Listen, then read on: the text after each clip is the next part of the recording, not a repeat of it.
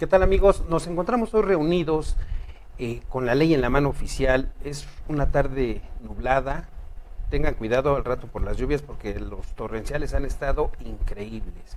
Hoy me acompañan en esta mesa de análisis para la propuesta de reformas a diversos artículos de la Constitución Política de los Estados Unidos Mexicanos y obviamente del Código de Procedimientos Penales que hace el Grupo Renace. A mi izquierda se encuentra la doctora Rosalinda Cardona Moreno, con especialidad en procesal penal. Ella es postulante, escritora y docente. A mi derecha se encuentra el doctor en Derecho y especialista en la materia de amparo, Eduardo Tepal Alarcón, quien también es docente y postulante. Bien, hoy vamos a platicar un poquito acerca de lo que ha estado pasando con el Código Nacional de Procedimientos Penales, que se encuentra relacionado a estas propuestas de reformas, de cambios. Obviamente, como toda ley, como todo lo que tiene un inicio, nace con defectos. Este código se empezó a aplicar ya hace algún tiempo en toda la República Mexicana.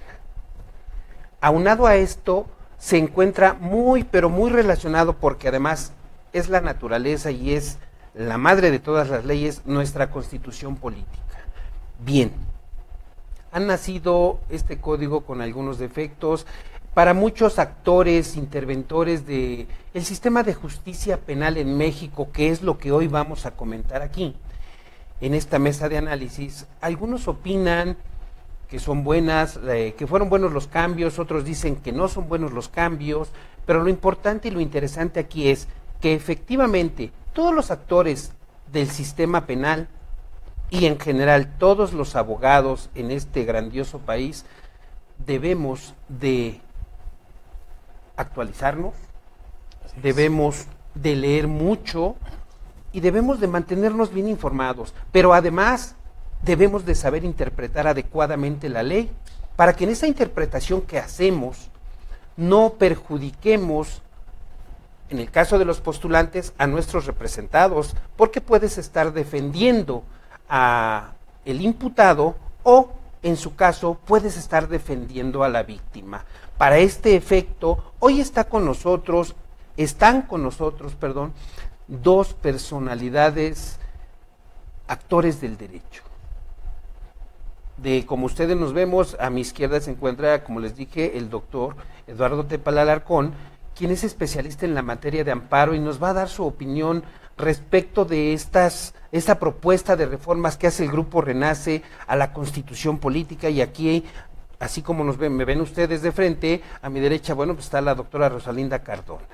Bien, es importante el que podamos platicar y comentar que la interpretación del derecho debe de ser una, pero lo más interesante y lo más bonito de esta materia o de esta profesión es que esa interpretación es por varias personas, llámese el juez, llámese en su momento, bueno, pues el secretario de acuerdos, ¿sí? El abogado postulante, el Ministerio Público, el defensor de oficio, todos esos actores del derecho.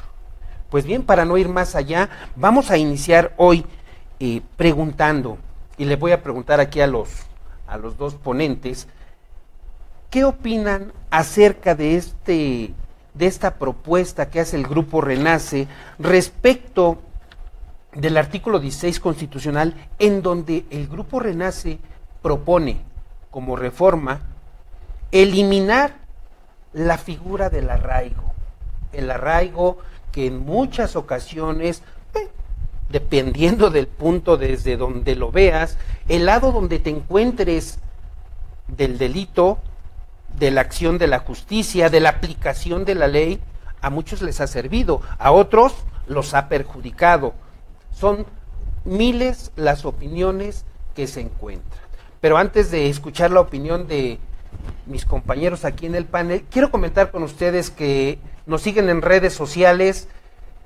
Si tienen alguna pregunta, quieren hacer alguna pregunta a nuestros ponentes, pueden hacerla de forma directa a la página de Con la Ley en la Mano oficial y en este momento se las van a contestar ellos. Cualquier duda, cualquier pregunta, con todo gusto se las contestaremos. Y bien, vamos para que no haya más preámbulo.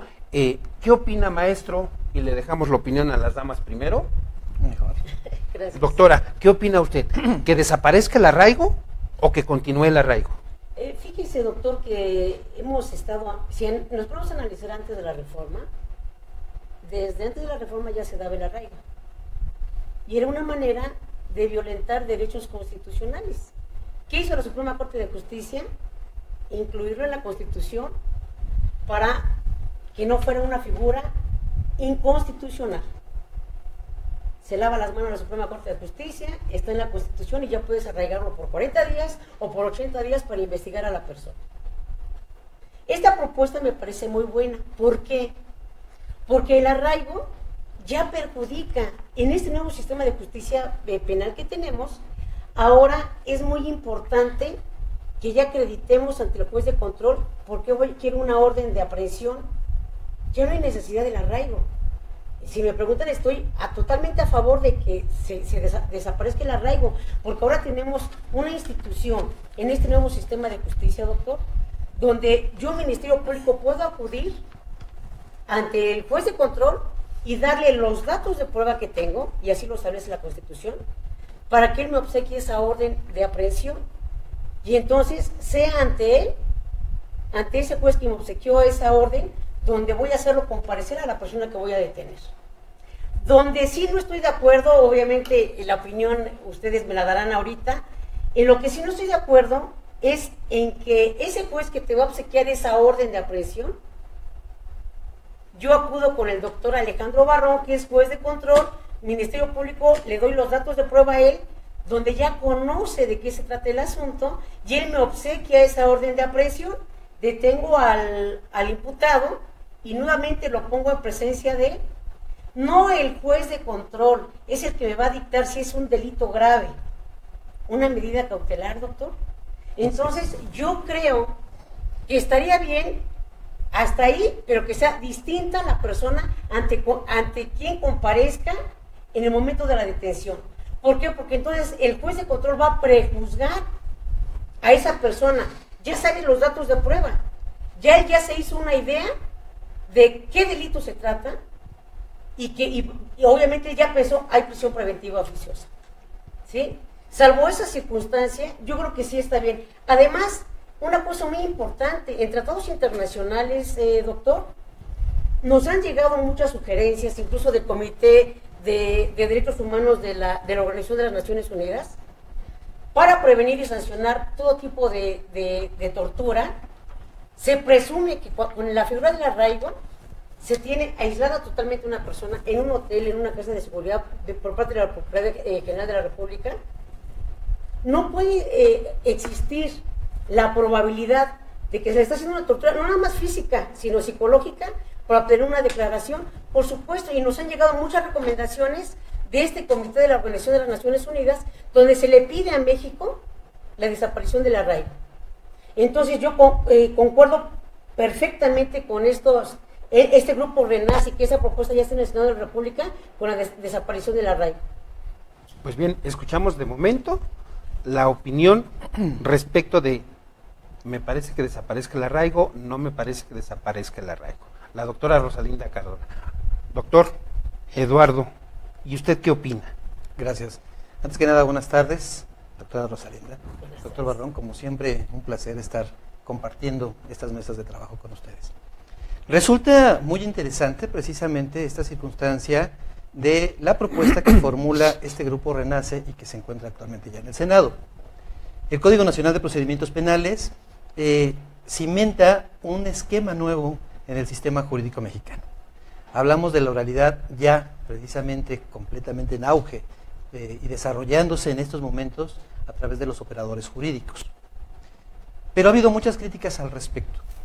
Y muchas de estas críticas surgen primordialmente porque estamos en un conflicto continuo del sistema tradicional y del sistema nuevo de oralidad.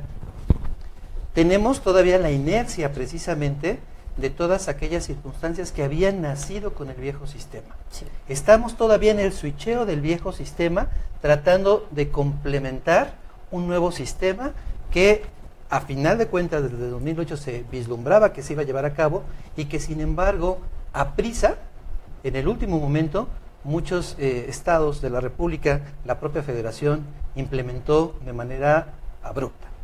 Y eso trajo como consecuencia precisamente muchos conflictos en el momento de su operación. El Código Nacional de Procedimientos Penales todavía no había nacido a la vigencia plena y ya tenía modificaciones precisamente a través de sus transitorios, que causaron mucho problema. El quinto transitorio, del que incluso hemos hablado ya en otras pláticas anteriores, precisamente establecía que se podía aplicar el Código Nacional de Procedimientos Penales tratándose de la libertad del sujeto para efecto de que fuera revalorada esta, aun cuando estuviera llevando su proceso a través del sistema tradicional. Los jueces en aplicación no querían hacerlo. Tuvo que pronunciarse apenas la Suprema Corte de Justicia de la Nación para decir, tratándose de la libertad anticipada, de la libertad en el proceso, sí es aplicable el quinto transitorio. Nada más el Código Nacional de Procedimientos Penales en estos casos. En mis clases, por ejemplo, de amparo, yo le digo a los alumnos que este sistema de oralidad es un sistema que va a empezar a desarrollarse a través de las siguientes 2 o 3 generaciones de abogados. Nosotros, les digo en son de broma, estamos echando a perder. Estamos ahorita cimentando cosas que a lo mejor son incluso hasta falsas, y que por eso precisamente propuestas del Código Nacional de Procedimientos Penales que parecían antagónicas con la propuesta que hace la CONAGO, donde establece, como lo vamos a ver un poco más adelante, precisamente las circunstancias de los delitos de prisión preventiva forzosa. ¿Sí? Ese es el tema que se vamos a desarrollar en unos momentos, si es que nos alcanza el tiempo. Pero empezamos con esto precisamente del arraigo. Como lo decía la doctora Rosalinda, el arraigo había sido una figura muy criticada a nivel internacional que México todavía tenía en su sistema jurídico. Pero aún más, como también lo decía la doctora, nosotros lo teníamos elevado a rango constitucional e incluso dentro de las garantías constitucionales. O sea, todas las personas teníamos el derecho o la garantía constitucional de ser arraigados. ¿Sí? Pareciera broma, pero es cierto, porque se encontraba dentro del artículo 16, dentro de los primeros 24 artículos de nuestra Constitución, que anteriormente se conocían como garantías individuales o garantías constitucionales. Esta circunstancia del arraigo hacía presumir que la persona, ahora sí, en son de broma, se presumía que era probablemente responsable de un delito. No se tenían todos los elementos, pero sin embargo había un pequeño indicio que ameritaba que la persona fuera arraigada. Tratándose precisamente de delincuencia organizada, era muy común que la gente fuera arraigada. En un sistema democrático, en un sistema jurídico democrático, estas situaciones no tienen cabida, porque precisamente los jueces, en este caso en el sistema mexicano, el juez de control, va a determinar si la persona en verdad necesita estar precisamente sujeta a un proceso, o si debe de negarse la petición del Ministerio Público. Nos espantamos hoy en día que, por ejemplo, están manifestando muchos gobernadores, incluso el jefe de gobierno de la Ciudad de México, que los delincuentes están saliendo a diestra y siniestra y que está produciendo impunidad el Código Nacional de Procedimientos Penales. Pero eso no se debe a la ley, sino se debe a los operadores, precisamente, lo que permite de manera indudable en que haya impunidad. Te quiero interrumpir un momento, porque además sí quiero comentarles respecto del arraigo. Y dice el artículo 16 que nadie puede ser molestado en su persona, familia, domicilio, papeles o posesiones, sino en virtud de mandamiento escrito de la autoridad competente, que funde y motive la causa legal del procedimiento. Y luego te dice que toda persona tiene derecho a la protección de sus datos personales, acceso, ratificación. Y entonces, a lo que decías, doctora, lo que ustedes comentan. Y me viene a la mente. Efectivamente nació el sistema y todos nos quedamos con el sistema inquisitivo. O lo traemos por lo menos todavía en la mente. Todavía, porque además nuestras generaciones sí, claro, en aquellas aulas de la universidad, que pronto estaremos en esas universidades donde estuvimos con unas conferencias, les aviso, pero además, bueno, sistema inquisitivo hoy también es parte de lo que tenemos que hacer, que las nuevas generaciones de abogados empiecen a cambiar ese sistema, pero además, desaparece el arraigo. La doctora dice que está de acuerdo. Sí, doctor, ¿tú estás de acuerdo también? Sí, claro. Definitivamente que el arraigo debe de desaparecer de la Constitución. Ahora, de hecho, Permíteme que te interrumpa tantito, Alejandro. Esta figura del arraigo, como bien lo dice la doctora, había sido criticada a nivel internacional y que precisamente se había solicitado que se quitara de nuestro sistema jurídico. Se eleva a la Constitución esta situación del arraigo y por lo tanto no podíamos decir que era inconstitucional. Así es. ¿Sí? El arraigo era constitucional porque se encontraba dentro de nuestro ordenamiento supremo. Entonces se tenía que acatar de manera plena. La única manera como pudiera quitarse precisamente la figura del arraigo, si no es con una modificación como la que se está proponiendo, pues sería quizá a través de una resolución emitida por la Corte Interamericana de Derechos Humanos, donde México tuviera que acatar esa resolución para efecto de modificar de nuestra Constitución esta figura del arraigo. Eso con las situaciones que en su momento alguna recomendación que se pudiera emitir fueran motivo de análisis. Pero es una idea que se me sugiere para que pudiera desaparecer actualmente, como se encuentra en el sistema jurídico, esta figura. Por eso es que si esta propuesta se toma como bandera y esta propuesta de quitar el arraigo se lleva a cabo, sería un gran avance en la defensa de los derechos humanos. Porque además, se me ocurre preguntar, las garantías de debido proceso. ¿El arraigo me violentaba mis garantías o no me violentaba mis garantías? ¿O me violenta mis garantías o no? Porque bueno, ya estamos diciendo que el arraigo estaba permitido. ¿Es constitucional? Constitucionalmente está permitido. Así es. Y entonces, ¿me violenta mis garantías o no? Si lo tengo permitido. ¿No me violenta mis garantías? Te violenta derechos humanos. Así es, no garantías. Pero no garantías, porque reiteramos, acuérdate que te decía en son de broma al inicio de la plática, Sí. se encuentra contemplado dentro de los primeros 29 artículos, que se refieren a las garantías constitucionales. Entonces, el artículo 16, que es pilar del sistema jurídico junto con el 14 y el primero, el 133, pues le daba precisamente la legalidad a esta figura. Hablamos de un sistema legal, pero violatorio de derechos humanos, en el caso particular de esta figura del arraigo. Bien. Totalmente de acuerdo, totalmente de acuerdo con el doctor Eduardo. No le damos más envolvimiento y decimos, bueno, estamos de acuerdo con esta propuesta que hace el Grupo Renace. Sí. Porque digo, comentabas y se nos fue al principio que ya hicimos también una mesa de análisis respecto de las propuestas que hizo la CONAGO. Ahora estamos haciendo esta mesa de análisis respecto a las propuestas que hace el Grupo Renace. Así es. En donde, bueno, aquí nuestros ponentes nos indican que sí están de acuerdo en que se elimine la figura del arraigo. ¿Qué beneficio nos traería? Certeza jurídica. Certeza jurídica y debido proceso a la persona que se le esté acusando de haber cometido un ilícito. Te decía hace rato de que en la figura del arraigo presumías que alguna persona cometió un ilícito, ¿sí? Presumías con un indicio que presuntamente había cometido un ilícito, ¿sí? Había una violación precisamente de manera inmediata de derechos humanos, porque no tenía una base cierta el Ministerio Público para efecto de imputarle la responsabilidad del ilícito y ponerlo a disposición del juez penal en el anterior sistema. Reiteramos, de acuerdo con la propuesta que hace Renace, precisamente que es motivo de análisis, pues esta modificación es porque es contradictoria a los derechos humanos, es contradictoria incluso a la presunción de inocencia, por supuesto, contemplada en el artículo 20 constitucional, porque si la persona no es culpable hasta que el Ministerio Público no lo demuestre así, entonces no podíamos, a base de un indicio, porque no hablamos ni siquiera de varios indicios, hablamos de un solo indicio, que la persona fuera restringida de su libertad de tránsito, ¿sí?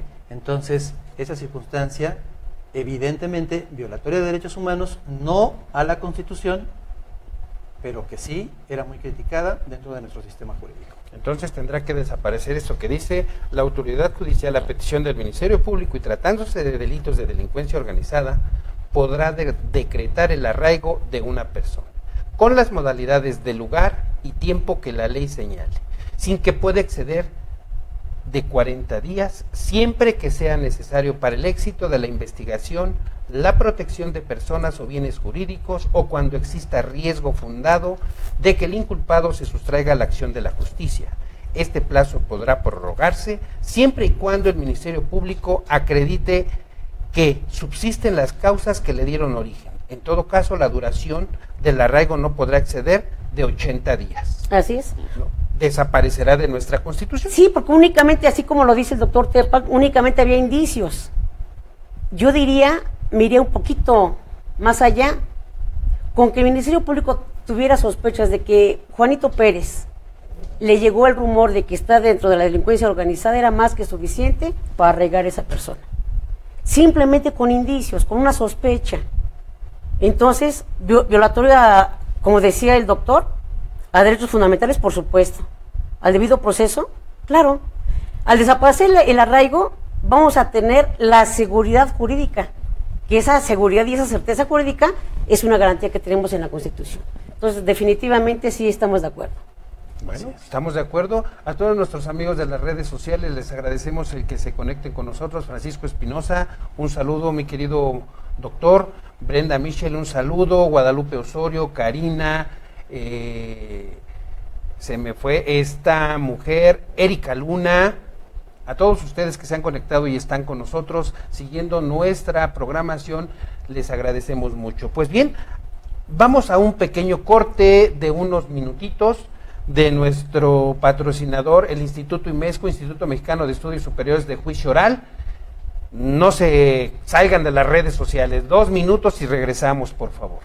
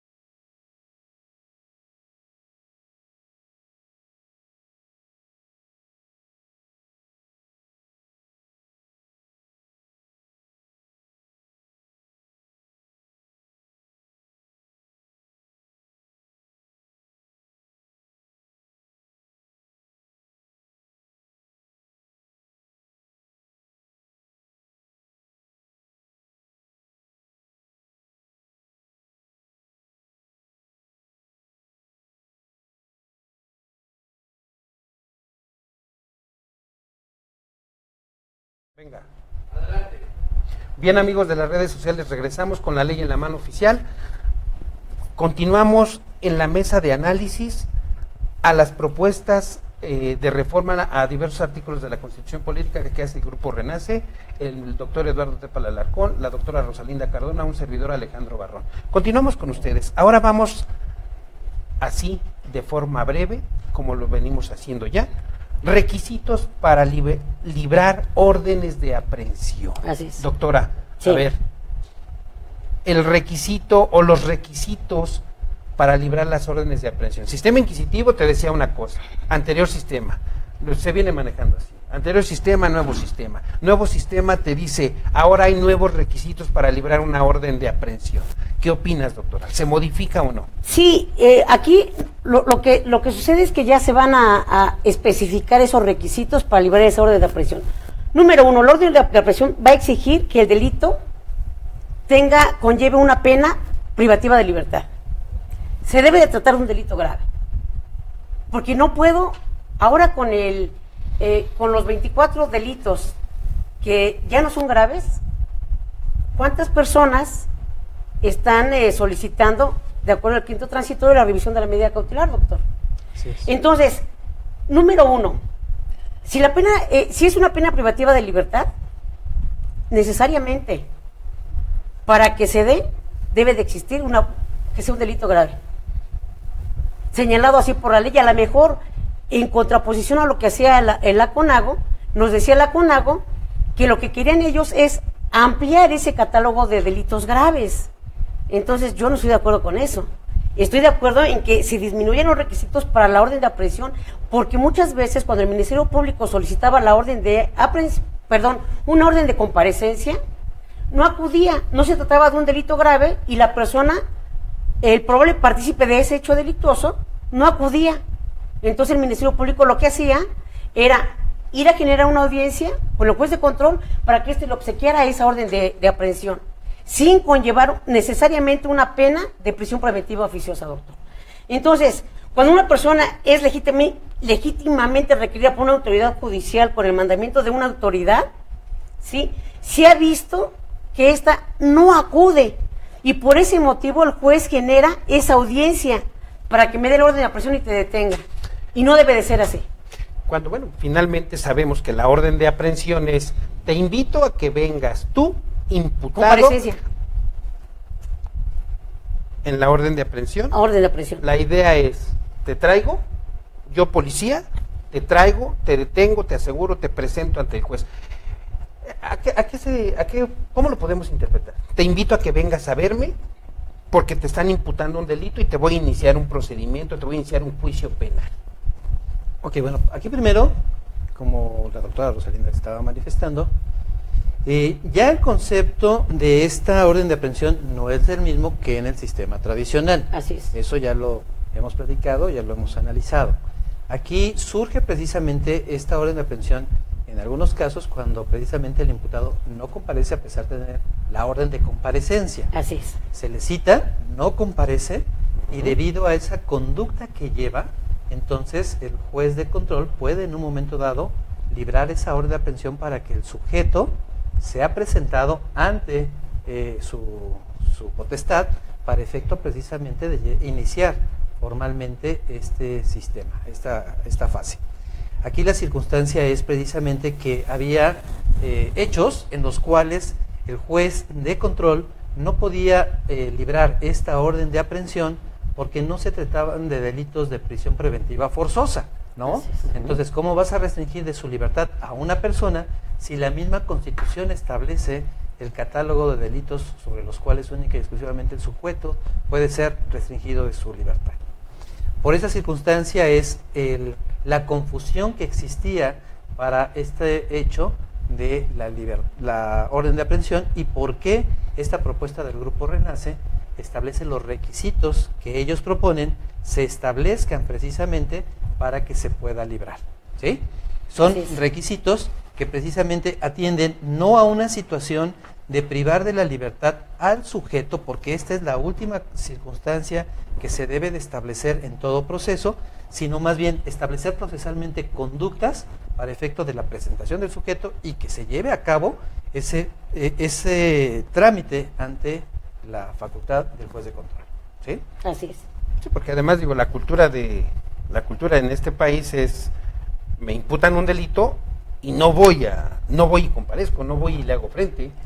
La gente comúnmente sabe que está acusada le hacen alguna imputación de alguna conducta delictiva en cuestión penal, y la gente no va y dice, no voy, no me importa, hay que vengan por mí, y cuando ya va la policía por ti, la gente se enoja, ¿no? Y entonces se enoja, se ponen al brinco, sale la familia, no permiten que se les asegure, y es donde también los policías empiezan con muchos problemas, y que si me golpearon, que si me obligaron, que si me hicieron, qué sé yo. Entonces, orden de aprehensión. Y fíjate que esa es una circunstancia muy interesante la que dices, porque nosotros como sociedad nos hemos malformado en el sentido de no respetar a la autoridad. Esto como un fenómeno social interesante, porque si el corrupto no lo hace, ¿por qué lo voy a hacer yo? ¿Por qué aquel que cometió un ilícito no es castigado y yo que cometí un delito menor sí tengo que cumplir con lo que establece la ley? Entonces, sí, por eso yo te decía que en un momento dado esta situación del sistema de oralidad es generacional, y no solamente en los aplicadores del sistema, sino también una situación que dé parte de la cultura de la gente. Porque estamos hablando de sistemas democráticos donde las restricciones de la libertad son el último punto sobre el cual el juzgador puede pronunciarse, pero que sin embargo nosotros en el sistema tradicional lo que nos decían, por ejemplo, como abogados litigantes nuestros clientes, es: licenciado, me debe una persona tanto, quiero que lo meta a la cárcel. Oye, pero no hay delito, o va a salir, no sé, pero yo quiero que lo meta a la cárcel, ¿sí? Era la situación, la herramienta básica que se utilizaba para efecto precisamente de llevar a cabo una determinada conducta para que la persona cumpliera con una obligación, o bien que fuera un capricho de un particular. Aquí no. Aquí tenemos que la cárcel es el último fin del cual puede utilizar el juzgador como una medida cautelar para que esa persona pueda restringirse precisamente de este derecho básico, de este derecho humano. Y eso, te digo que es un fenómeno interesante porque la sociedad lo que quiere es que se castigue a la persona que presuntamente cometió el ilícito. Es de que la persona que él piensa que le hizo un daño esté en la cárcel, Sí. ¿no? Esa es la idiosincrasia que nosotros tenemos. Y eso es también lo que se debe de luchar precisamente en este nuevo sistema, este tipo de circunstancias. No, y sobre todo que es muy delicado, que precisamente lo que tú dices es muy cierto. Nos falta esa cultura de la legalidad, porque ahora precisamente tenemos una Ley Nacional de Medios Alternos de Solución de Controversias, donde, bien lo acaba de mencionar, es lo último. Ya no es de que yo quiero meterlo a la cárcel a fuerzas, es que hay medios alternos, y aunque tú no quieras, aunque tú quieras meterlo a la cárcel, no va a ser posible, porque tenemos un medio alterno donde podemos echar mano, voy a resarcir, voy a pagar la reparación del daño, ¿sí? Y se termina el asunto. Así es. Por eso tenemos esos medios alternos, y es lo que la gente no conoce, doctor. Bueno, es lo que debemos de difundir. Así es, precisamente. así es. Que es lo que en algún momento decíamos un saludo al amigo que se unió, Gustavo Garduño. Te mandamos un saludo aquí en la mesa de análisis. Y invitamos a todos nuestros amigos de redes sociales se unan a este programa con la ley en la mano oficial. Si quieren proponer algún tema, si quieren venir a exponer un problema o quieren venir a exponer algún tema, con todo gusto serán bien recibidos con la ley en la mano oficial. Y bien, entonces, esta cultura, ¿a qué nos ha llevado? Tú decías, es una cultura de cambio, es una cultura que se quedó pasmada, es una cultura que México hoy estamos desorientados como sociedad. Y decías, abogados, apoyemos, orientemos bien a nuestros representados, a nuestros clientes, apoyémoslos. Así es. Leamos, letrémonos más. Un servidor, creo que tengo mucho que leer todavía, pero bueno, todas estas reformas son muy interesantes. Una, para que todos nuestros amigos, abogados, puedan hacer una excelente interpretación de la ley, como hoy está. Hoy, esta nueva modalidad de la oralidad está prevaleciendo en el sentido, en el ámbito penal, de la reparación del daño. Lo que decías, doctora, de los medios alternos. Bueno, pero además en esos medios alternos también hay medidas precautorias para que se conmine Para a la garantizar gente, esa reparación ¿no? del daño. Y Así bien, es. entonces, para no ir más largo, ¿qué opinas? ¿Que se modifique los requisitos para librar la orden de aprehensión? Estoy de acuerdo. Estamos de acuerdo. ¿Estás de acuerdo? Totalmente, totalmente. Pues bien, amigos de las redes sociales, abogados, público en general, que nos honran con su presencia y el favor de seguirnos, también en esta propuesta de requisitos para librar la orden de aprehensión, nuestros ponentes están de acuerdo. Ahora, nada más, sí me gustaría, perdón que te interrumpa, Alejandro, antes de pasar al siguiente tema, que quedara bien la idea de esto de la orden de aprehensión en cuanto a la propuesta que se está haciendo, porque siento que no la hemos aterrizado como lo menciona Renace. Actualmente nuestra Constitución, en su artículo 16, establece que no podrá librarse orden de aprehensión sino por la autoridad judicial y sin que proceda denuncia o querella de un hecho que la ley señala como delito. sancionado con pena privativa de libertad y obren datos que establezcan que se ha cometido ese hecho y que exista la probabilidad de que el indiciado lo cometió o participó en su comisión. La propuesta que se hace debe quedar: no podrá librarse orden de aprehensión sino por la autoridad judicial y sin que proceda denuncia o querella y se establezca la probabilidad de la existencia del hecho que la ley señale como delito y de la intervención de la persona en él, ¿sí? Es decir, se establecen requisitos mínimos para efecto precisamente de librarse esta orden de aprehensión, porque decimos, como lo refería precisamente el Grupo Renace, esta situación de la orden es una propuesta de conducta del proceso, ¿sí? Es precisamente para lo que se gira hoy en día la orden de aprehensión. Bien. Sí, nada más decir que obviamente que dice que exista la probabilidad de la existencia de un hecho que la ley señala como delito. El hecho va a existir. Existe. Lo que no existe y no tenemos plenamente la seguridad es de que la persona haya participado o haya intervenido en la ejecución de ese hecho delictuoso. Nada más. Bueno, pues entonces lo único que podemos decir es que en este otro caso también estamos de acuerdo en estas propuestas de modificación. Quiero comentarles también a nuestros amigos de redes sociales, no estamos haciéndole propaganda a estas propuestas de reforma que hace el Grupo Renace. En su momento, reitero, analizamos las propuestas de reforma que hizo el Grupo Conago. Hoy nos hemos dado a la tarea de analizar las propuestas de reforma que hace el Grupo Renace. Y bien, continuamos. Caso urgente. Caso urgente, dice la Constitución. En casos de urgencia o flagrancia, el juez que recibe... No, me perdí.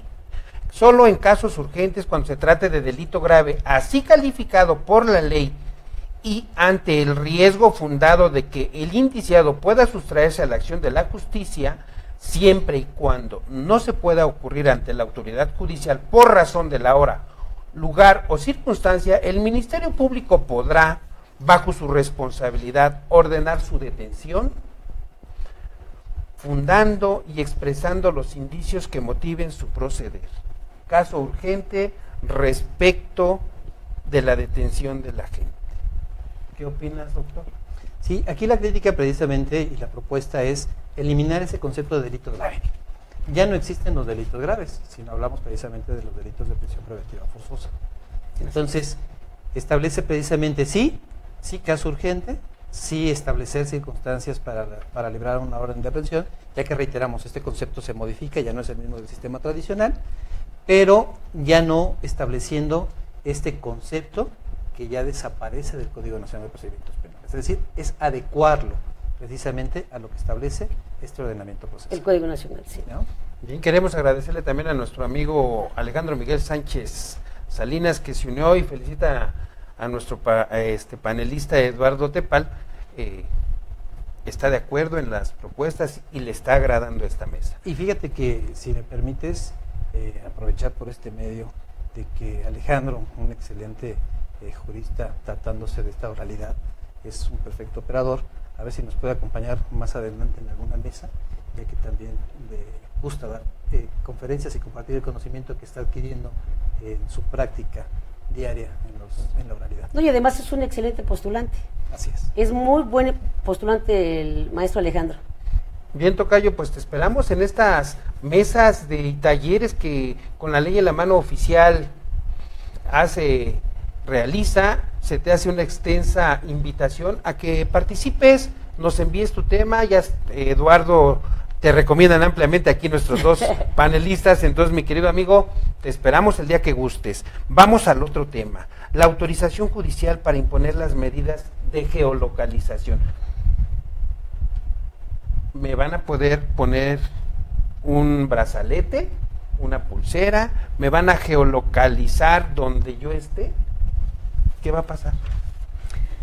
No, a lo que nos referimos es algo que ya se ha venido platicando, es la geolocalización en tiempo real. Por ejemplo, una persona está denunciando un secuestro. de una persona está recibiendo una llamada telefónica, en ese momento se puede solicitar la intervención telefónica de esa persona y vamos a ver de dónde surge la llamada. De hecho, esto ya está aprobado por la Suprema Corte de Justicia, ya hay criterio jurisprudencial. Entonces yo creo que también estamos de acuerdo con esta autorización. ¿Por qué? Porque en un momento dado, aquí nos dice, para resolver solicitudes de geolocalización en tiempo real de personas que probablemente estén involucradas en un delito. Entonces yo creo que es muy buena esta propuesta. ¿Sí? Y que inclusive cuando empezó este nuevo sistema de justicia penal en el Estado de México específicamente, había un chat donde el Ministerio Público generaba sus audiencias de las diferentes audiencias que puede solicitar, órdenes de aprehensión, de todo, y ahora está esta, que por cualquier medio se le puede hacer llegar al juez de control para que inmediatamente se lleve a cabo esta geolocalización. Y yo creo que es una muy buena propuesta también. Bueno, antes de irnos al corte, nuestro amigo Alejandro nos dice que aparejado a esta propuesta de reforma sería interesante que también se celebrara una audiencia de control de detención, producto de orden de aprehensión, ya que actualmente cuando se detiene a una persona producto de una orden de aprehensión, no existe audiencia de control de detención, sino la de formulación de imputación, producto de orden de aprehensión.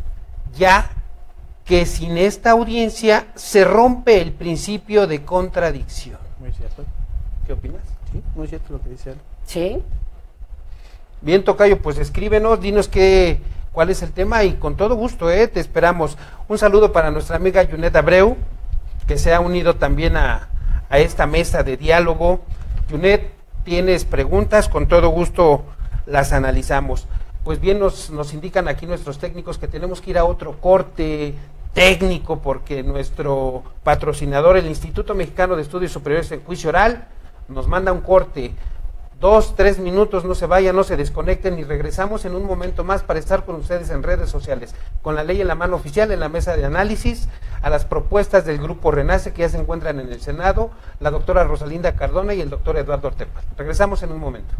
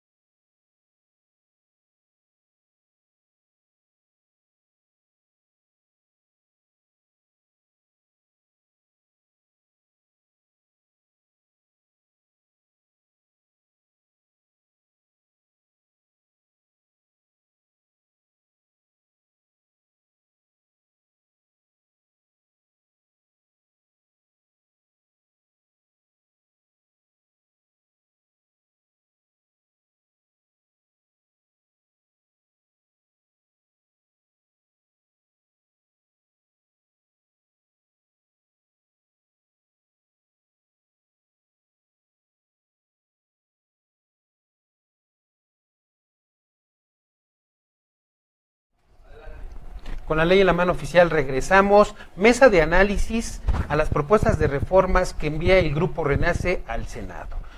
Se encuentran con nosotros el doctor Eduardo Tepal Alarcón, la doctora Rosalinda Cardona Moreno. Bien, pues nos da gusto que más gente se siga conectando en redes sociales a este programa. Saludos, Verónica Castillo, gracias por tus felicitaciones y claro que también es un gusto saber de todos ustedes por estos medios. Bien, estamos analizando estas propuestas que hacen a la Constitución o estas propuestas de reforma a la Constitución. Ahora vámonos al artículo 19 constitucional. Maestro Chacón, te enviamos un saludo, ya vimos que te conectaste. Aquí nuestros amigos panelistas te envían un saludo. Artículo 19 constitucional. Proponen que se desaparezca la audiencia de vinculación a proceso. Y yo pregunto, ¿nos conviene? ¿O lo dejamos así? ¿Se desaparece Pues, o bueno, no aquí, desaparece? Aquí la propuesta sí es que se desaparezca el auto de vinculación a proceso. Diciendo que porque en ninguna parte del mundo existe auto de vinculación a proceso. Pero no. Es interesante, fíjate, el análisis que hace precisamente esta propuesta, porque nos dice que en el caso precisamente de la autovinculación a proceso y del término constitucional de 72 horas, el famoso término constitucional en el sistema tradicional, y el autodetermino constitucional, como se denominaba, pues es precisamente esta reminiscencia la que queda plasmada en este Código Nacional de Procedimientos Penales y en la Constitución Política de los Estados Unidos Mexicanos, y por ello su propuesta de modificación en ese artículo 19. Aquí la circunstancia nos dice, es que cuando era el sistema tradicional, durante el inicio de vigencia del Código Nacional, tenía que estar jugando los dos sistemas. Y precisamente esto derivó en seguir dejando esta circunstancia del autodetermino constitucional. Sin embargo, en la práctica lo único que trae es retardo en la situación jurídica del sujeto de manera inmediata, con la única finalidad de establecer circunstancias de solicitar más tiempo para poder en un momento dado dictarse ese auto de vinculación. Sin embargo, ahí tenemos el hecho de que, por ejemplo, lo que se trata de proteger con esta situación de las 72 horas, de la duplicidad del término de 72 horas, que en un momento dado se tiene como consecuencia de esta circunstancia del 19 constitucional, pues es el que se puedan aportar precisamente órganos de prueba para efecto de que el juzgador tenga mejores elementos para decir si ese sujeto se le vincula o no se le vincula a un proceso. Porque a lo mejor, de acuerdo precisamente con la nueva conformación de esta estructura del juicio oral, el imputado nunca se enteró que existía una carpeta de investigación, porque además no resultaba necesario el que se enterara, sino hasta el momento en que se le ordena su comparecencia, y en ese momento se le hace conocer de todos los elementos que existen dentro de esa carpeta de investigación. Entonces, de alguna manera, lo que se pretende proteger a través de esto es precisamente que se tengan elementos para efecto de que se pueda hacer una defensa debida en esta primera etapa. Aunque nos dicen, es que ya con el sistema de oralidad ya resulta innecesaria esta circunstancia. Creo yo que debe de seguir existiendo, doctora, a no ser la opinión que me refieras. Sí, primero sí estoy de acuerdo contigo, pero desgraciadamente en muchas de los, yo también lo llegué a hacer, por supuesto, cuando se iniciaba este nuevo procedimiento. ¿Qué es lo que pasa ahorita a raíz del 2008 que se empieza a implementar ese nuevo sistema de justicia penal? Muchos abogados se iban a la duplicidad del plazo constitucional sin aportar ningún medio de prueba. Entonces eran 6 días prácticamente que no se hacía absolutamente nada, en detrimento, como tú lo acabas de mencionar, de la persona que está detenida. Entonces yo creo que incluso se sigue haciendo ahorita. Entonces yo creo que eso es muy delicado. Pero tanto como desaparecerlo, no. Porque yo creo que también tenemos la gente que sabe el nuevo sistema, los operadores, los abogados postulantes sobre todo, y algunos, es raro que un defensor público lo lleve a cabo, pero se llega a dar el caso de que si realmente lo van a utilizar ese término para aportar esos medios de prueba y que se desagüen ante el órgano jurisdiccional, para darle los elementos suficientes para determinar la situación jurídica, que no desaparezca, doctor, definitivamente, ¿sí? Pero también, por otro lado, pienso que es una forma de tener el control del Ministerio Público, porque de lo contrario le daríamos todo el poder al Ministerio Público. Eso sí también. Entonces, ¿qué pasaría? Sí, pero también otra cosa, ¿no? Que esta propuesta que se hace de reforma al 19 tiene que ver con los delitos de prisión preventiva forzosa, ¿no? Así es. Que la misma propuesta que hace precisamente Renace es de que desaparezca todo ese catálogo, que Así no es. exista catálogo, ¿sí? Que simple y sencillamente en este sistema de contradicción el Ministerio Público sustente debidamente porque se debe de establecer como una medida cautelar la restricción de la libertad del sujeto, ¿sí? Es por eso que se le debe de vincular, pero no me quiero adelantar más porque ese Lo ya vamos a platicar es de parte otro tema, precisamente sí. de esta Sí, pero a ver, miren, propuesta de reforma. me voy a permitir darle lectura a esta parte Sí. este párrafo que pone aquí esta propuesta del Grupo Renace. Dice, la audiencia de vinculación a proceso, denominada en el Código Nacional de Procedimientos Penales, audiencia inicial, produce retardos y audiencias prolongadas en las que los intervenientes, sobre todo el Ministerio Público, y lo que usted decía, hay que amarrarle también la manita al Ministerio Público. Bueno, se limitan a leer constancias escritas para que el juez determine si la investigación tiene suficiente mérito como para abrir el proceso. Incluso en los casos en que no se aplicara alguna medida cautelar y incluso la prisión preventiva, se han dado casos en que las audiencias iniciales llegan a durar hasta 17 horas. Y yo me quiero regresar, Lalo, donde tú comentabas hace rato, anteriormente, la famosa duplicidad del término. ¿Y qué hacía la gente? Pero no solo el Ministerio Público, aquí hablamos del Ministerio Público, que se limitan a leer y ofertar algún otro dato de prueba. Pero también el abogado, el defensor o el defensor de oficio, el particular o el defensor de oficio, también hacían lo mismo y solamente retardaban, y sí, como ustedes dicen, en perjuicio del detenido. Sí. ¿Por qué no hoy? Si hoy pretenden que se elimine esta audiencia de vinculación a proceso, en mi opinión, yo creo que no se debiera de eliminar. Hay que ajustarla, hay que perfilarla más a que sea inmediata. Y bueno, pues también hay que invitar a todos los servidores públicos y a los defensores, a todos esos actores de ese sistema, de este nuevo sistema de justicia oral. Si no hay mayores elementos, bueno, pues no tiene ninguna necesidad. Sí, claro, pero aquí te reitero, o sea, esta propuesta se debe de enlazar con precisamente los delitos de prisión preventiva forzosa, ¿sí?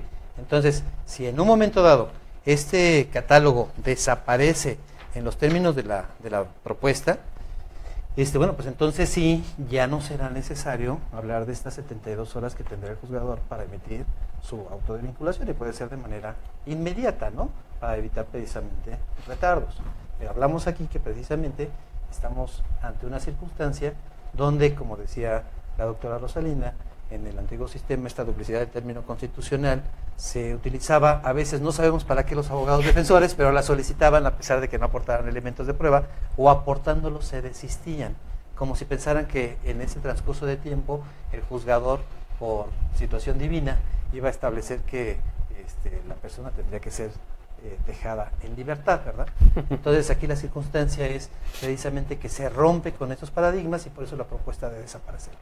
Pero si sigue habiendo un catálogo donde se establezca precisamente restricciones a la libertad, bueno, pues entonces creo que lejos de desaparecer hay que reforzarlo para efecto precisamente de establecer sistemas en verdad básicos, contradictorios y herramientas útiles para que la persona precisamente pueda defenderse y no ser restringido de su libertad por tiempo en que se lleve a cabo ese proceso. Que además decía, y dice, el Ministerio Público solo podrá solicitar al juez la prisión preventiva cuando otras medidas cautelares no sean suficientes para garantizar la comparecencia del imputado en el juicio, el desarrollo de la investigación, la protección de la víctima, de los testigos o de la comunidad, así como cuando el imputado esté siendo procesado o haya sido sentenciado previamente por la comisión de un delito doloso. El juez ordenará la prisión preventiva oficiosamente en los casos de delincuencia organizada, homicidio doloso, violación, secuestro, trata de personas, delitos cometidos con medios violentos como armas y explosivos, así como delitos graves que determine la ley en contra de la seguridad de la nación, el libre desarrollo de la personalidad y de la salud. Y que ese es el otro tema de prisión preventiva oficiosa que este grupo Renace también toca en esta propuesta, ¿no? Ellos nos hablan y nos dicen, ¿qué vamos a hacer? Creo que ya lo había comentado el doctor, que al desaparecer ese catálogo de delitos graves, obviamente le está dando la salida a muchas personas que están en reclusión, que están llevando un procedimiento, ¿sí? Uh-huh. ¿Por qué? Porque ya se quitaron ahorita se quitaron 24 delitos que ya no son graves, y por lo cual se está llevando a cabo el que se lleve a cabo la revisión de la medida cautelar, de acuerdo al quinto transitorio, para revisar esa medida. Ya no es un delito grave, entonces ya puedo salir libremente. Al quitarse ese catálogo, yo creo que yo sí estoy de acuerdo en que se quite la prisión preventiva oficiosa, porque en muchas de las ocasiones, si el Ministerio Público, que a lo mejor tenía un poco más, no quiero decir que sepa más que un juez o no, o quizás tenga más preparación incluso que nosotros mismos, pero necesariamente a veces tenía un criterio más amplio, doctores, en los que el Ministerio Público decía, bueno, aquí no voy a solicitar la prisión preventiva, pero el juez de oficio la decretaba. Uh-huh. Entonces, eso es lo que pretende el Grupo Renace, que se quite la prisión preventiva oficiosa. Entonces, yo creo que ese es un buen avance para esto, y ojalá, pues sí. ¿Ponerle un tope a los juzgadores? Pues más que tope a los juzgadores, en un momento dado, como lo mencionaba hace rato, primero, eliminar cualquier tipo de catálogo, ¿no? Porque como medida cautelar, la restricción de la libertad es el último de las herramientas que pudiera utilizar el juzgador, ¿sí? Y establecer en un momento dado, el Ministerio Público, en el momento que está precisamente formulando esa imputación, formulando esa circunstancia de vincular a proceso a una persona, el establecer en esta parte del proceso las medidas cautelares, el sustentar por qué la persona tiene que estar restringida de su libertad, ¿sí? Cada caso es particular. Cada caso, cada delincuente, cada presunto delincuente, cada imputado tiene una circunstancia alrededor diferente. Claro. Entonces, en base a eso, permitirle al juzgador, a través de un libre albedrío, y en verdad, como lo decíamos hace rato, en un sistema democrático, el permitirle que establezca si esa persona debe de estar en prisión preventiva o no lo debe estar, pero siempre fundado y motivado. Eso es sumamente importante, que se vislumbre esa circunstancia.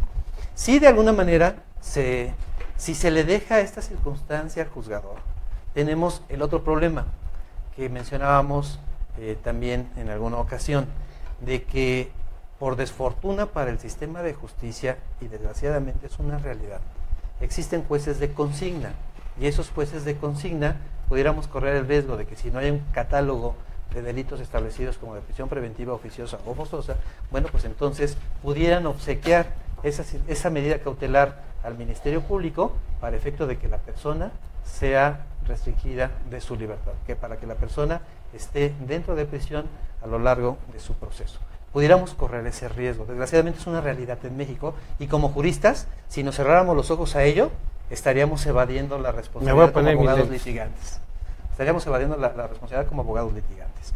Entonces, bajo esa temática, sí poner algún otro candado que permita, de alguna manera, que el juzgador, a pesar de ese libre albedrío que tiene en el momento de establecer su razonamiento jurisdiccional, pues permita garantizar que esa medida cautelar, en verdad, fue la última que tuvo que echar mano para que la persona no pudiera producir más daño a la sociedad, sí, y o pueda sustraerse sí, del ejercicio de la acción.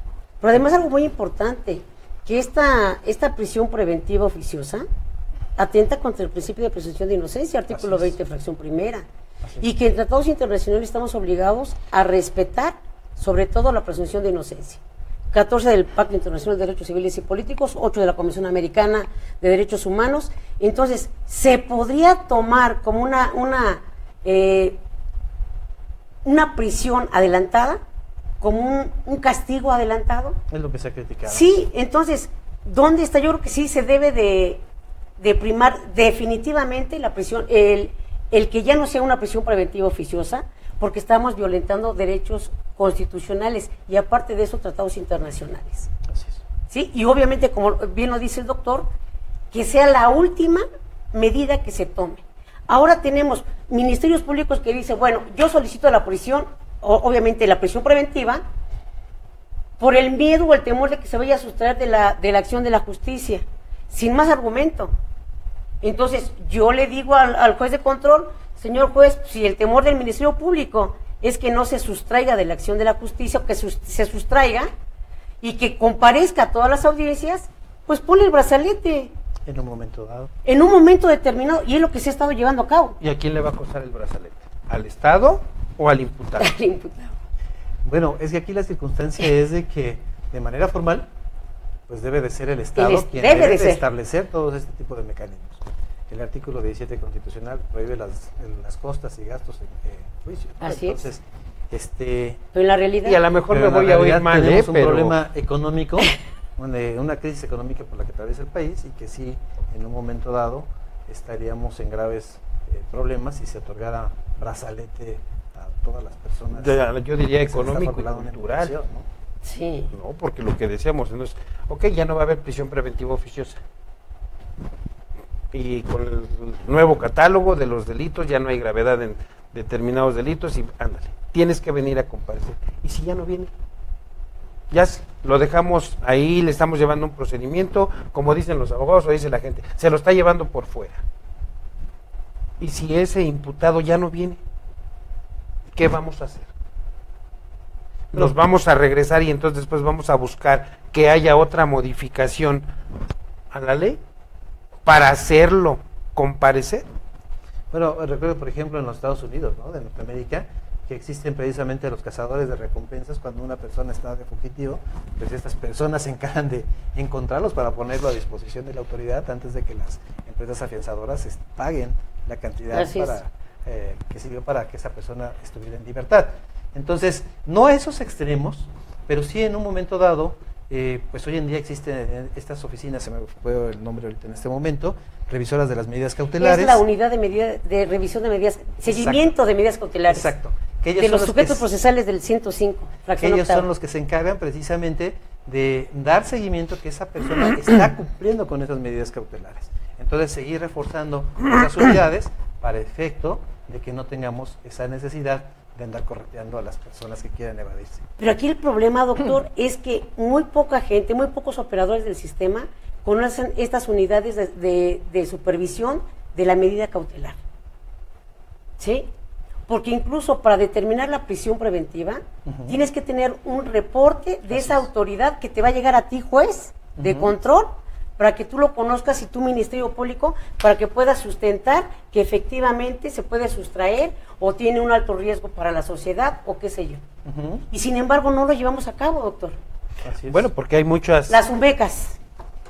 Hay muchas o muchos, no sé, oficinas, medidas cautelares que desconocemos.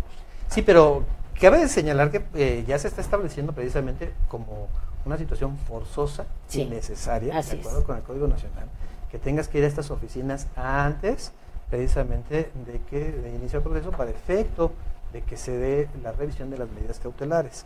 Entonces, yo por eso decía hace rato, seguirlos fortaleciendo, seguir estableciendo precisamente mecanismos de herramienta para que ellos tengan una fortaleza y dar seguimiento oportuno a todas las personas que tienen bajo su supervisión. Es difícil, es complicado, es una situación titánica, pero sin embargo debe ser así. Pero vamos a decir que estamos iniciando. Esto se está iniciando, le va a tocar a todos los nuevos abogados. No, es esta labor titánica. Un saludo a Ignacio Hernández Orduña, que se unió también a esta mesa de diálogo, mesa de análisis a la propuesta de reformas que hace el Grupo Renace. Karina Escobedo, te mandamos un saludo, que nos has prometido muchas veces venir al programa y no viene, ¿verdad? No viene, no quiere venir. No quiere venir, como que le da pena salir en la cámara. Me decía el otro día alguien que invitamos, oye, pero es que a mí me da pena, no somos profesionales. Le digo, no, nosotros tampoco somos profesionales, ¿eh? Estamos profesionistas. Sí, estamos haciendo pininos en todo esto, pero bien. Ahora, bueno, se modifica o se quita la prisión preventiva oficiosa, ¿estamos de acuerdo? Sí. A mí me llama la atención este punto. La congruencia entre la acusación y la sentencia definitiva. Me voy a, no ignorante, pero me voy a declarar un poquito desconocedor del tema, porque sí me gustaría escucharlo de ustedes. ¿Qué congruencia entre lo que te acusa y lo que te sentencia? Bueno, es que en un momento dado en el nuevo sistema te pueden acusar por un delito. En el auto de vinculación se puede en un momento dado hacer una modificativa y te pueden sentenciar en base a ese auto de vinculación. Aquí nos dicen, si desaparece el auto de vinculación, pues ya nada más con la pura formulación de la imputación que llevaste a cabo, con eso se debe de sustentar el proceso y con eso se debe de sentenciar. Es por eso que ellos manifiestan precisamente en esta propuesta que hacen a este artículo 19 constitucional la congruencia entre la acusación y la sentencia definitiva. Y te das cuenta, doctor, que eso es lo que antes se hacía con el auto de formal prisión, Ajá. que simplemente con la pura imputación así se iba todo el procedimiento y se sentenciaba con el auto de formal prisión. Así es. Bien. Y ahora, como bien lo dice, si se queda el auto de vinculación a proceso, cuando se te vincula a proceso te va a decir por qué. Y a partir de ese momento va a ser exactamente la acusación que va a ser en etapa intermedia, el Ministerio Público va a ser en base al auto de vinculación. Y así nos vamos a ir a desahogar ese juicio en el Tribunal de Juicio Oral. Pero pues... Entonces... Me detienen, me llevan por, no sé, daños y perjuicios, incidente de tránsito. Y me inician un procedimiento, me vinculan al proceso. No hay prisión preventiva, No. ni oficiosa, ni el famoso pago de la fianza, garantizar la reparación del daño y listo. Y sobre la marcha resulta que, examen médico, el señor que venía conduciendo, venía en estado de ebriedad, traía tantos puntos más arriba en la alcoholemia. ¿Y ahora? ¿O droga? O venía drogado, ¿no? Claro. Se me va a agravar entonces. Digo, para más o menos representar lo que es la congruencia entre lo que me denuncian y lo que me sentencian. Sí, bueno, aquí reitero, ¿no?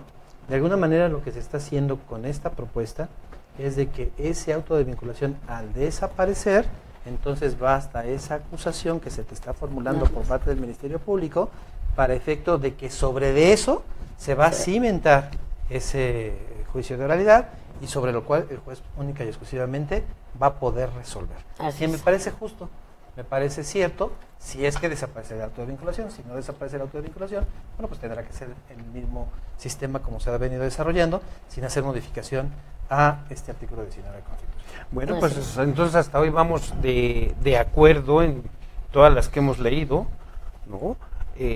Ahora vamos a pasar a lo que es el artículo 20, la armonización de la nomenclatura constitucional. Y nos vuelven a decir que se elimine por completo la noción de la vinculación al proceso. Sí. Sí, aquí nada más única y exclusivamente nos habla, ok, si ya en el 19 constitucional establecimos el quitar la vinculación a proceso, el 20 constitucional que nos habla de él, pues hay que modificarlo para efecto de ser acordes el 19 y el 20 constitucional. Y el 20 constitucional. No, aquí así no es. requiere Mayor. más situación. Mayor preámbulo. Mayor Mira, preámbulo. Lo que sigue es la especialidad del doctor Eduardo Tepal. No, porque nos falta el artículo 73. La competencia del Congreso de la Unión para legislar en materia de delincuencia organizada.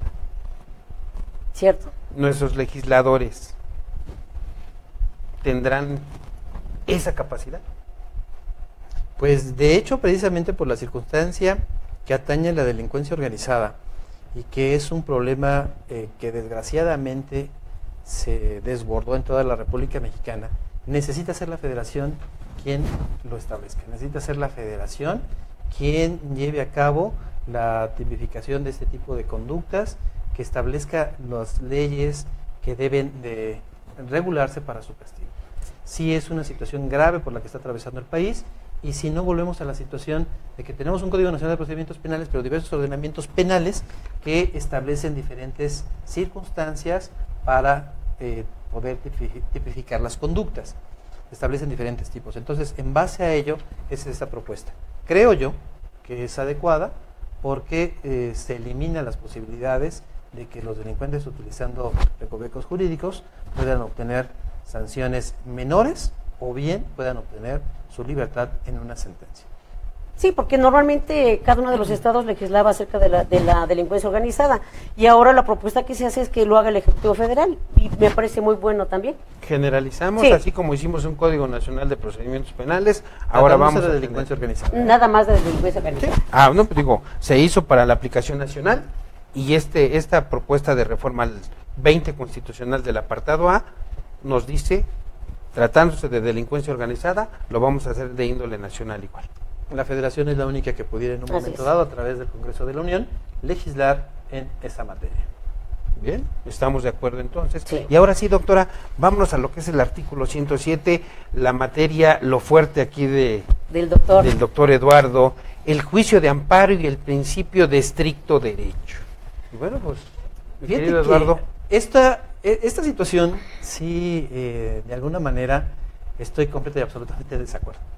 El principio de estricto derecho consiste precisamente que en el juicio de amparo, el juzgador solamente puede analizar lo que el quejoso expuso en su demanda de amparo, pero de manera particular en el acto reclamado y en el concepto de violación. El concepto de violación es la parte medular de la sentencia de amparo, porque en él se expone precisamente por parte del quejoso los argumentos suficientes jurídicos en los cuales se combate el acto de autoridad. Entonces el juzgador, en el momento en que analiza la demanda de amparo, si aplica el principio de estricto derecho, debe de observar únicamente lo que se encuentra en la demanda. Si en la demanda no fue debidamente expuesto la violación constitucional que cometió la autoridad, por esa deficiencia en la demanda de amparo, la autoridad que conoce del mismo no puede suplir la deficiencia de la queja y deberá denegar el amparo por esa falta de tecnicismo por parte del abogado. Quiero decir que en materia penal, de acuerdo con el artículo 79 de la Ley de Amparo, opera la suplencia en la deficiencia de la queja tanto en favor de la víctima como del imputado. En la anterior Ley de Amparo, antes del 2013, se establecía que nada más operaba en favor del imputado en su artículo 76 bis. Esta circunstancia no es una gracia otorgada. Esta circunstancia deriva a que precisamente en materia penal, lo hemos hablado, y precisamente la modificación que hace RENACE, y por eso me llamó la atención esta propuesta de modificación al juicio de amparo y el estricto derecho, es de que en materia penal, reiteramos, la libertad es el bien más preciado que tiene el ser humano. Así es. Es lo que el Estado no puede de manera abusiva, de manera ilegal, ¿sí?, restringir, ¿sí? Ante ello, si en un momento dado se han cometido violaciones procesales, violaciones constitucionales en contra del imputado, situaciones que hace rato yo mencionaba y que desgraciadamente, reitero, ocurren en México, de algún juez de consigna, ¿sí? Si aplicar el principio de estricto derecho y el abogado que formula, por falta de capacitación, por falta de análisis, por falta de tiempo, porque de manera dolosa preparó un amparo de manera deficiente, pues se quedaría en estado de indefensión ese imputado, ¿sí? Por eso yo sí no creo que debe desaparecer la suplencia en la deficiencia de la queja en este medio de control constitucional. Al contrario, debe de seguirse soportando la circunstancia de la suplencia en la deficiencia de la queja. Hay autores que lo critican mucho y dicen que precisamente la suplencia en la deficiencia de la queja es el subsanar las deficiencias del abogado, ¿sí?, de subsanar los errores del abogado. Es un premio a la ignorancia del abogado. Yo no lo veo así. Yo lo veo como el hecho de que precisamente el juzgador lo que va a observar es que si en un momento dado existe una violación grave que dejó en estado de indefensión a ese procesado, se le debe de reponer precisamente en su derecho fundamental. Y por ello, el que no esté de acuerdo con esta modificación al juicio de amparo en materia penal que sea de estricto derecho. Apela de estricto derecho, por ejemplo, en materia de derecho privado, donde las partes son particulares que están en conflicto y que tienen una equidad procesal y que por lo tanto deben de exponer su acción y su excepción de manera adecuada para efecto de que el juzgador pueda resolver de acuerdo con esa litis que se ha planteado. Aquí no, aquí es una situación diferente. Pertenece, a final de cuentas, el derecho penal al derecho público. Es interés de la sociedad el que se lleven a cabo procesos ordenados, adecuados, limpios y legales. Por eso el juicio de amparo debe de seguir subsistiendo con esa circunstancia que establece el artículo 79 de la ley de amparo. Yo quería comentar, bueno, quiero saludar a Marco Antonio Camacho, que se unió, y Maet Cimarrón, también le mandamos un saludo, que ya vamos viendo que va creciendo. Karina, no nos escribas, vente para acá y platicamos un tema. Y bueno, va creciendo el número de gente que se va uniendo al programa. Quiero comentarles a ustedes que decía alguien por ahí en algún momento, nos decían, oye Barrón, hacer un programa así en internet te vas a perder. Bueno, pues para todos aquellos detractores hoy les quiero decir que mucha gente se ha unido a nosotros. Bueno, gracias a todos los que se siguen conectando. Y bien, decías, Eduardo, un premio a la ignorancia del abogado. ¿Y qué no se supone que el juzgador, hablando del juicio de amparo, también está obligado a velar por los intereses de aquella persona, del imputado o del afectado, de aquella persona que está solicitando la protección y el amparo de la justicia federal? Sí, el abogado se pudo haber equivocado, como tantas veces se han equivocado. Digo, no puedo decir de nadie en específico, pero ha habido muchos errores en sentencias, en acuerdos, y que los tienen que corregir el propio servidor público, ¿no? Sí, mira, resulta muy interesante esto del principio de estricto derecho. Hoy en día, los paradigmas sobre los que estaba sustentado el juicio de amparo se tienen que quebrantar, porque existe el artículo 1 constitucional, donde obliga a todas las autoridades a vigilar y tutelar los derechos humanos, y en un momento dado castigar y sancionar a las autoridades que hayan cometido esa violación a derechos humanos. Atendiendo ese artículo 1 constitucional, es una obligación de la autoridad que conoce de amparo, existiendo derecho privado, derecho público o derecho social, el que si ve una violación manifiesta a los derechos humanos, que tenga que desaparecerla, ¿sí?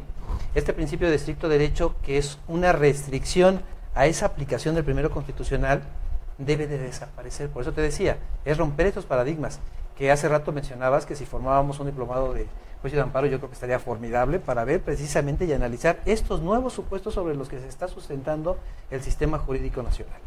Son situaciones que ponen distancia a esos principios que fueron reflejados en 1857 y que hoy en día está superado por las modificaciones del 2011 a nuestra Constitución.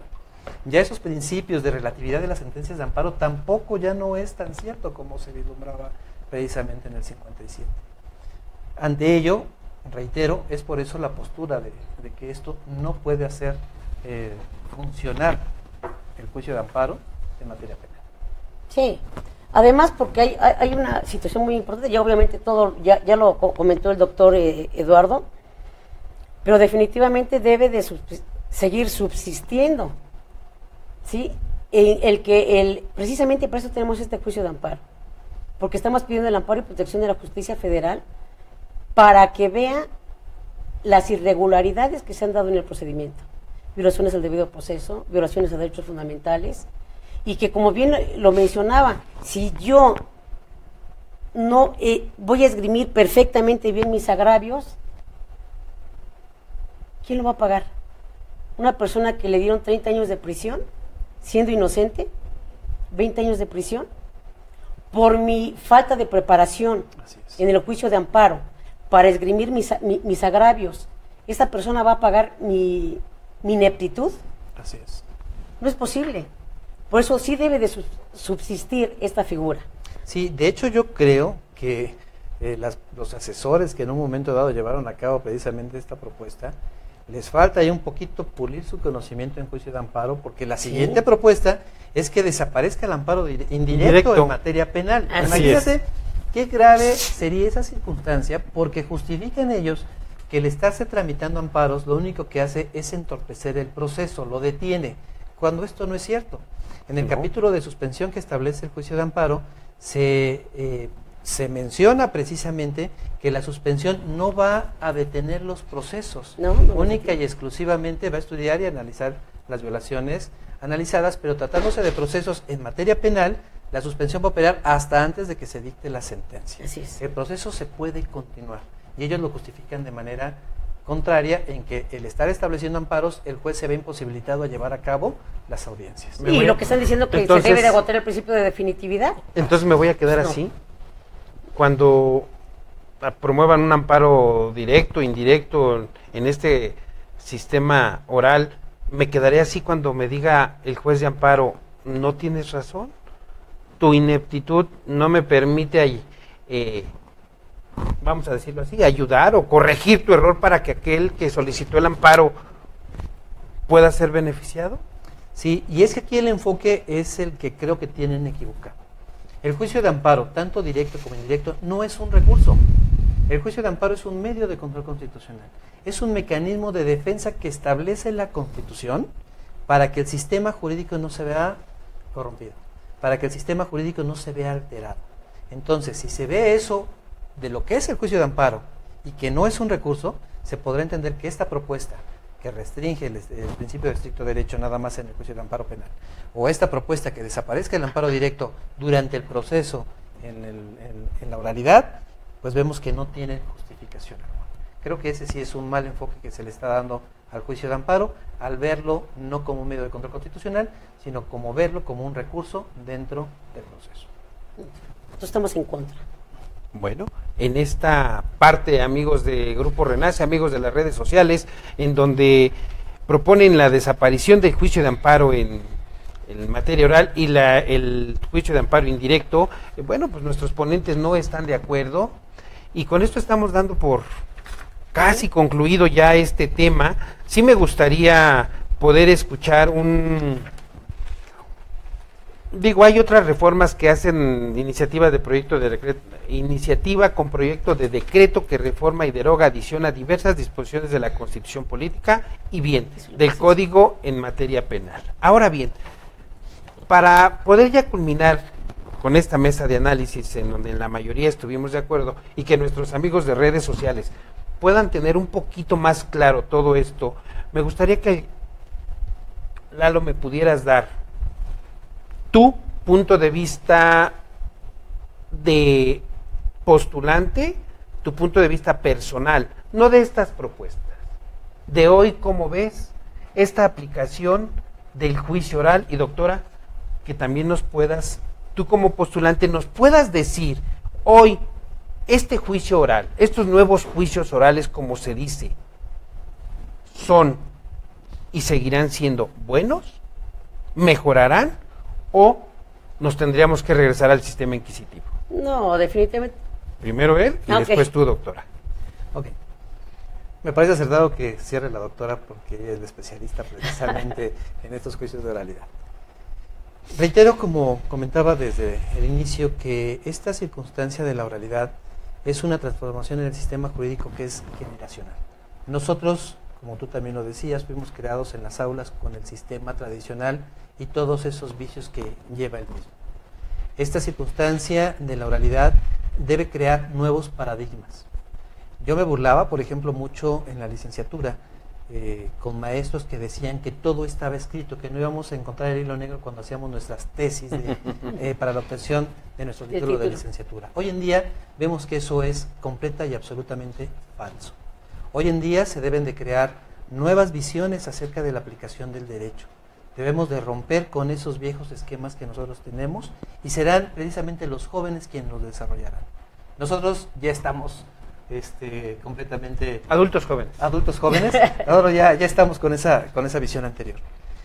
Es necesario perfeccionar el Código Nacional, es necesario que se adecue también a las necesidades de nuestro país, porque para los operadores del sistema, para las primeras personas que fueron precisamente capacitados, sabemos que su capacitación fue en Chile, fue en Costa Rica, en Puerto Rico, Argentina. en Argentina, en Estados Unidos, pero no a las necesidades nacionales, que son muy diversas a esos países latinos o a ese país del norte. Ante ello, precisamente, los cambios, las modificaciones deben de adecuarse a nuestras necesidades. Es también loable el hecho de que quiero hacer esta circunstancia patente. El doctor Barrón me ha estado invitando a estos programas, pero por estos programas no se cobra, por estos programas no se hace lucro precisamente en su difusión. Y es una situación, como lo decía, loable, porque solamente a través de estas pláticas es como podemos aportar un poquito a las personas que no son abogados, para que conozcan de lo que se está tratando precisamente en esta sociedad, en estos momentos, y que puede llegar a influenciar precisamente en el momento en que se vean en problemas dentro de un esquema jurídico. Para los estudiantes de Derecho, quizá el poner esa semilla, el decir sí, no, está equivocado, está en lo cierto, voy a ponerme a estudiar. Eso es lo interesante, eso es lo padre. Y es lo que me gusta compartir precisamente en estas mesas, y por lo que me siento grato de haber estado contigo, doctora, y que todas las pláticas que podamos hacer, con mucho gusto aquí estaremos. Gracias, Eduardo. Bien. Doctora. Pues yo creo que, como decimos desde el inicio de este programa, van a ser para las generaciones futuras. Si nos ponemos a revisar los temarios que hay en las universidades, doctor, no están acordes al nuevo sistema de justicia penal. Y yo creo que esa es una gran deficiencia, que muchas de las universidades deben de actualizar sus programas de estudio. Porque cuántas veces nosotros que damos clase nos hemos encontrado con temarios con el sistema inquisitivo. Así es. Y desgraciadamente ya no podemos enseñar ese sistema inquisitivo. A lo mejor sí decirles que hubo un sistema inquisitivo, porque les puede llegar un asunto en cuanto a la prescripción del delito, un homicidio calificado, imagínate, ¿sí? Detienen a una persona ahorita y lo cometió en 2007, pues obviamente va a estar sujeto a un procedimiento inquisitivo. Sí enseñarles el procedimiento inquisitivo, pero enfocarnos más al nuevo sistema de justicia penal. Es lo que nos está fallando. Ahora, en un inicio, el doctor Tepa decía que, como decía el Miguel Ángel Mancera, que este nuevo sistema de justicia penal es una puerta giratoria. Yo creo que más que una puerta giratoria, se está dejando entrever la ineficiencia y la falta de capacitación de los operadores de este nuevo sistema. Le hace falta a la Procuraduría que reconozca que efectivamente a sus operadores les hace falta capacitación, ¿sí? Porque desafortunadamente del 2008 para acá se hizo muy poca capacitación. Y se supone que se creó un organismo que era la CETEC para implementar este nuevo sistema de justicia penal, dando capacitaciones. ¿Dónde quedó la capacitación para todos los operadores? ¿Cuándo se han dado cursos exclusivamente para abogados? Eran muy pocos, quizá un 5% de los que venía dando CETEC, y el 95% a policías, a ministerios públicos, a jueces, a magistrados, a defensores públicos. Y siempre se dejó de lado a los abogados postulantes. Ahora con esto, yo creo que sí, como bien decía el doctor Eduardo, le estamos sembrando esa semillita, esa inquietud a nuestros estudiantes de que necesitan prepararse, de que ya no basta con salir de la universidad y tener su título de licenciado en Derecho, sino que tenemos constantemente que estarnos capacitando para que funcione este nuevo sistema. Y obviamente lo vamos a ver dentro de 2 o 3 generaciones. Pues bien, amigos de las redes sociales, Miguel Ángel Calzada, te mandamos un saludo. Fue mesa de análisis a la propuesta de reformas, diversos artículos de la Constitución Política, propuesto por el Grupo Renazi, que actualmente se encuentra en el Senado. Nuestros panelistas estuvieron de acuerdo en el 90% de las propuestas. Variamos un poquito en la cuestión de amparo y de amparo indirecto. ¿Han escuchado ustedes la postura de cada uno de ellos desde el ámbito personal?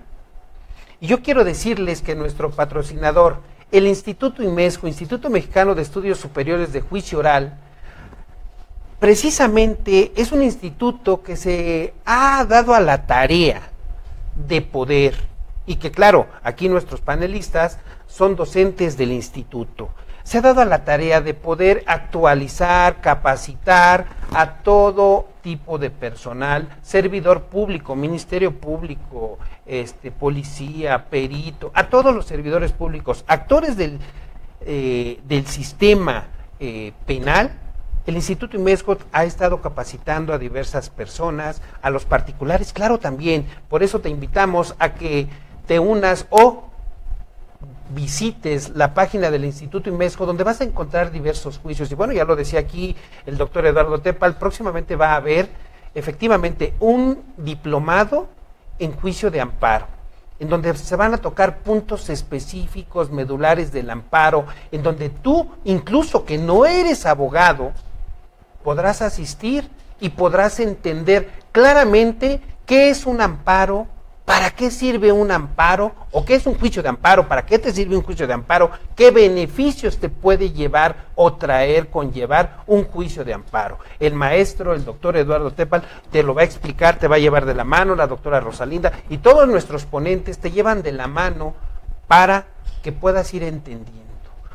Por parte de Con la Ley en la Mano Oficial, su servidor Alejandro Barrón, no nos queda otra cosa, doctora, muchas gracias. Gracias a ti por la invitación. Gracias. Muchas gracias. Y a ti, amigos de las redes sociales, agradecemos el favor de tu participación, los comentarios que amablemente, reitero, todas aquellas personas, abogados, ministerios públicos, bueno, servidores públicos y postulantes, litigantes, profesores que quieran exponer un tema, Con la Ley en la Mano Oficial tiene las puertas abiertas para ustedes. Simplemente pónganse de acuerdo con nuestras asistentes, con Jessica, contacten a Ivonne Palmer, ellos los van a atender. Redes sociales, actualmente es lo de hoy, tampoco nos podemos ir quedando atrás, ¿verdad? Así es. Redes sociales, estamos siendo, creo yo, ¿verdad? Tal vez estoy muy equivocado, pero creo que estamos siendo pioneros en programas largos en internet, porque normalmente ves un videíto de minutitos, 3, 4 minutos, 5 minutos y se acaba. Así es. Nosotros no, nosotros estamos explorando otros caminos, un poquito más largo. Entonces, a nombre del Instituto IMESJO te damos las gracias, a nombre de Con la Ley en la Mano Oficial y de nuestros panelistas nos despedimos en esta tarde. Te recuerdo, antes de irnos, quiero comentar con ustedes algo. Fíjense que me ha tocado esa tendencia, de hecho ya me tocó a mí en lo personal, pero he escuchado varios grupos de personas que actualmente se están reencontrando grupos de amigos o grupos de la secundaria. Grupos de la secundaria. Digo, me acaba de tocar, estoy muy entusiasmado porque me acaban de invitar a una reunión de amigos de la secundaria y les digo, híjole, hace como 30 kilos que no los veo, quién sabe. Pero he visto y me he enterado en otros lados que se han estado reuniendo gente se ha estado reencontrando, y padre, ¿no? Y qué bonito, ¿no? Dices, oye, la secundaria, decías en aquel entonces, la secu, los amigos de la secu, que además la secundaria, esas gentes de la secundaria, todas esas personas, que algunas pues ya partieron, se nos adelantaron, pero fueron muy significativas en tu vida, porque además la secundaria es una parte de la vida de todos nosotros que te va marcando para cómo te vas a ir desarrollando posteriormente y en el nivel profesional. Bueno, es lo que quería comentar. Un saludo a todos aquellos que están reencontrando con sus amigos de la secundaria y los que no han perdido ese tema también. Y bueno, decía yo, Instituto IMESJO y Con la Ley en la Mano Oficial te dan las gracias por haber participado esta tarde con nosotros. Hasta pronto y no te pierdas los programas y talleres que más adelante vamos a dar.